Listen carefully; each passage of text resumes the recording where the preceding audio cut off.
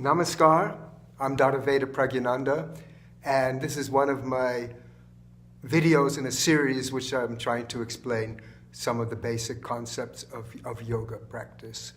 And so today, my subject is fasting, how fasting can be useful for physical, mental, and spiritual well-being.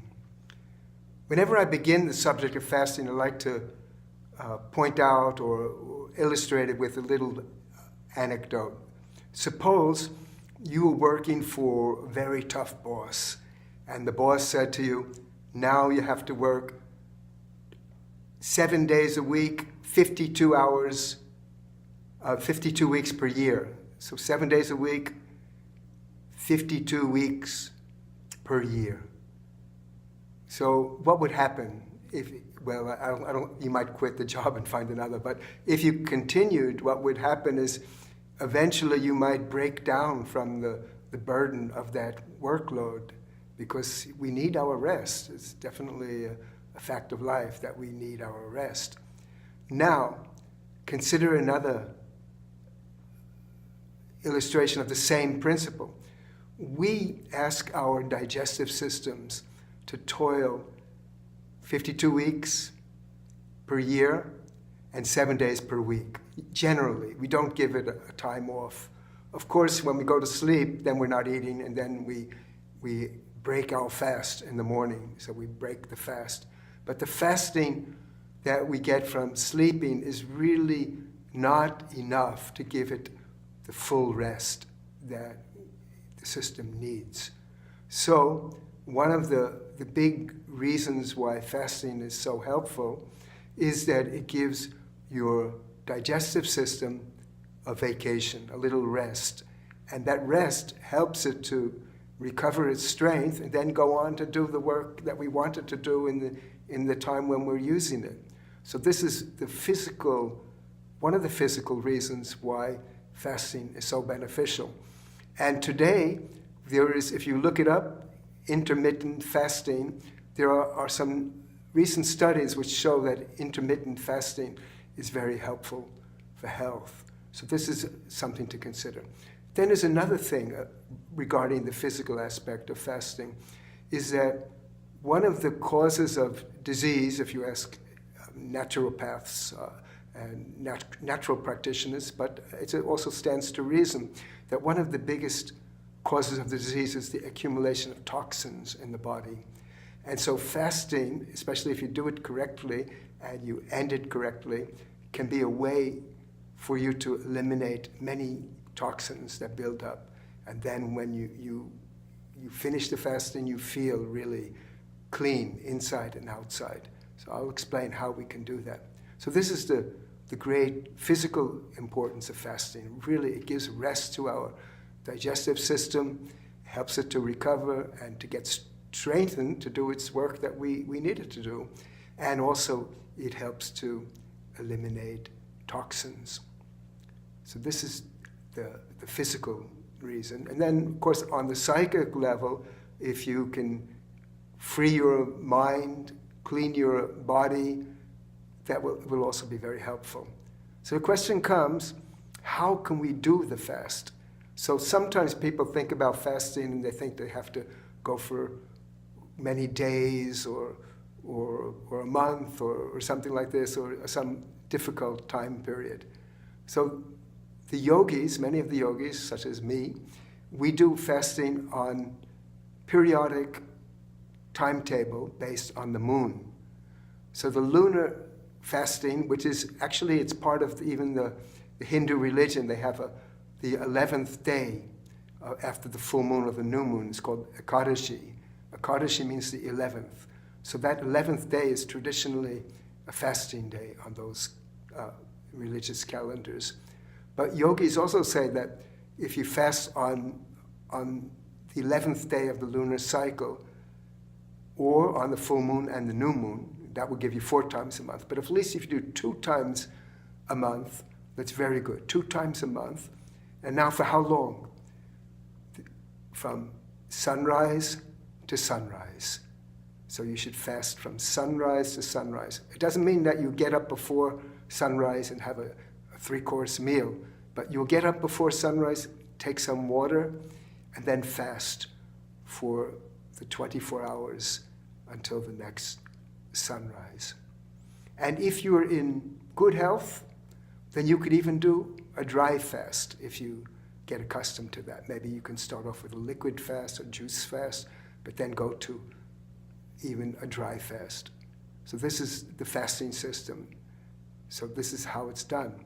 But in order to do it, it's not so, you have to make some preparation, you have to plan it properly. So I like to divide fasting into 3 parts. There's the preparation phase, the fasting phase, and the finishing phase. So what is the preparation? Preparation means that the day before the fasting, you will eat a normal amount of food. Because if you skimp on your food the day before, then on the fasting day you may get extraordinary pangs of hunger. But if you have eaten a normal amount on the day prior to the fast, then you should be okay.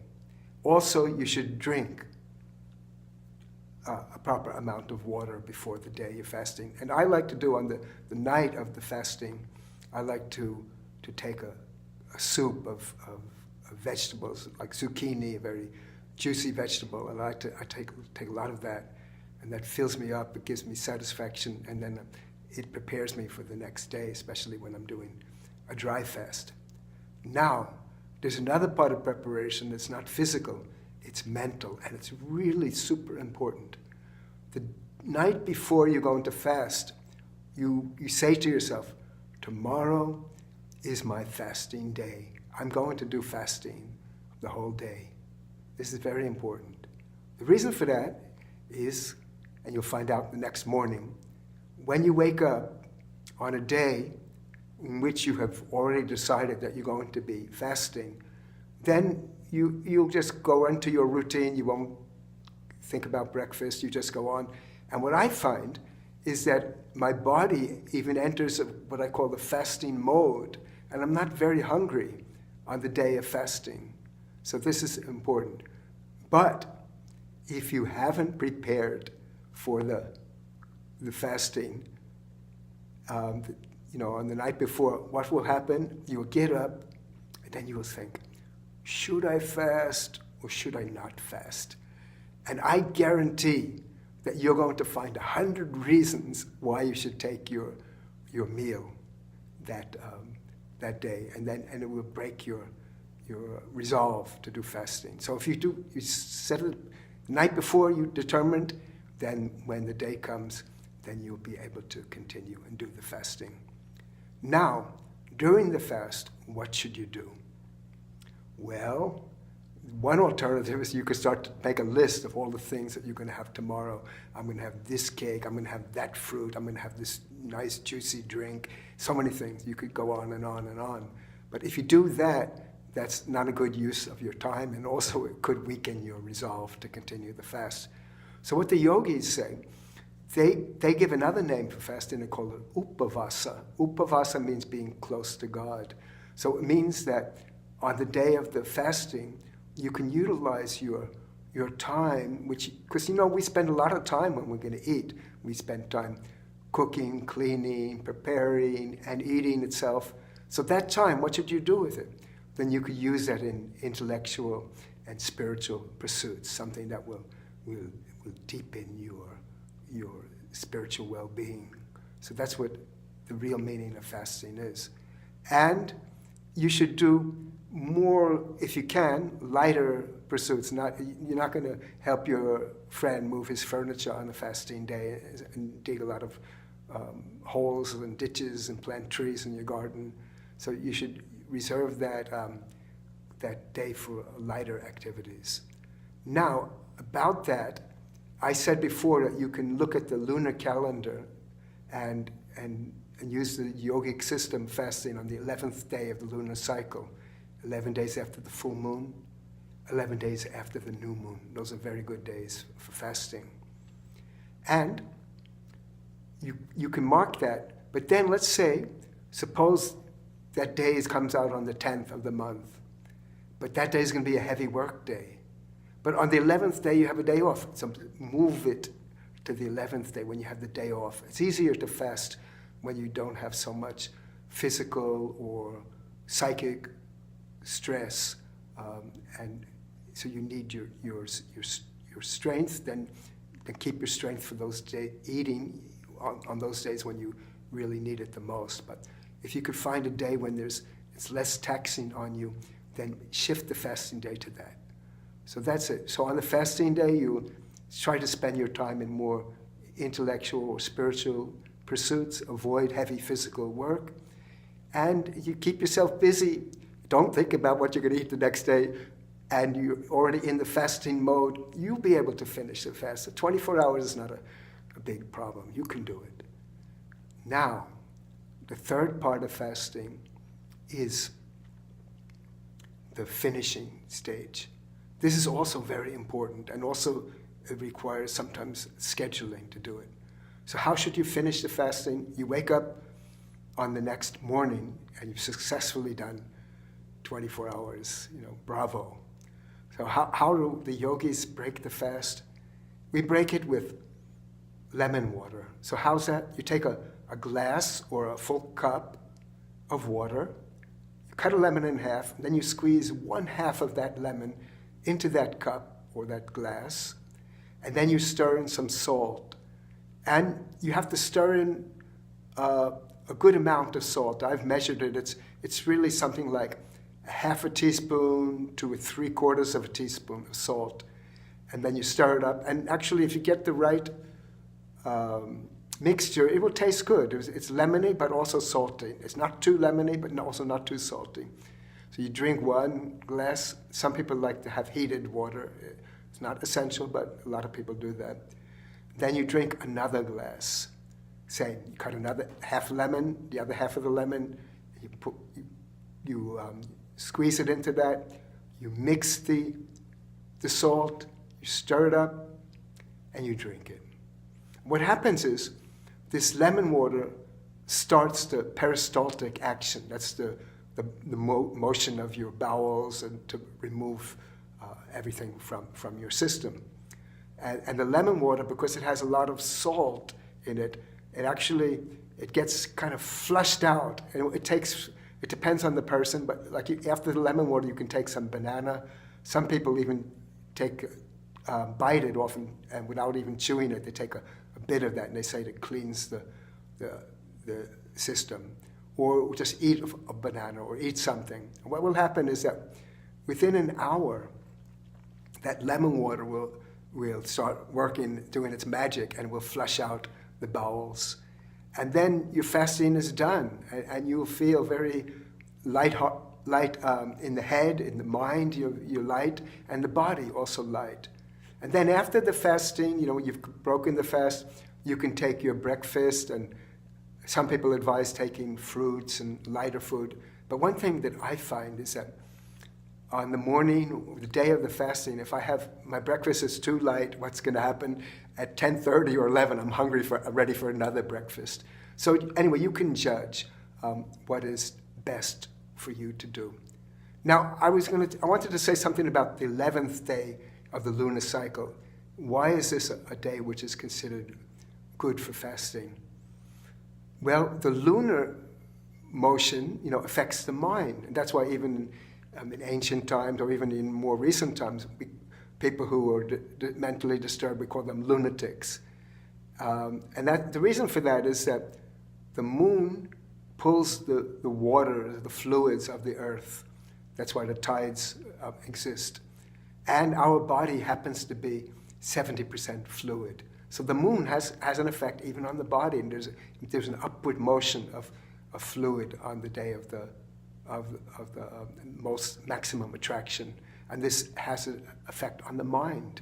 So if we maintain a fasting and even a dry fast, there's a kind of a vacuum created in the system which counteracts the upward motion of the moon. This is the yogic explanation for using the 11th day Other people just, it's because it's part of their religion, they do that. But really the yogis say that it helps you to counter-effect the negative effects of the moon. So anyway, if you do this fasting on a regular basis, periodic, it could be 2 times a month. If you're really a gung-ho yogi like me, you can do 4 times a month. But for most people who have a normal workload, I would recommend 2 times a month. But if you do this fasting and you do it for a while, you'll get certain effects. And one of the effects is that, especially if you do this fasting with flushing out the toxins, your skin and you will become soft, it will glow, you keep your youthful look for a long time to come. And you will get less illnesses. It will help you physically.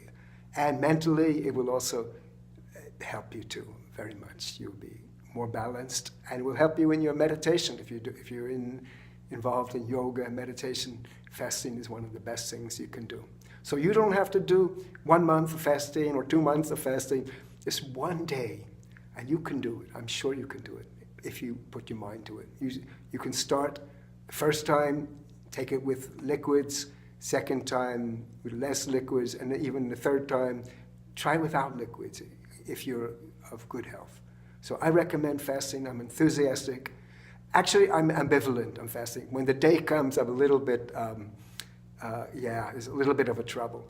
But overall, after the day is over and I finish it, I'm very glad that I have done it.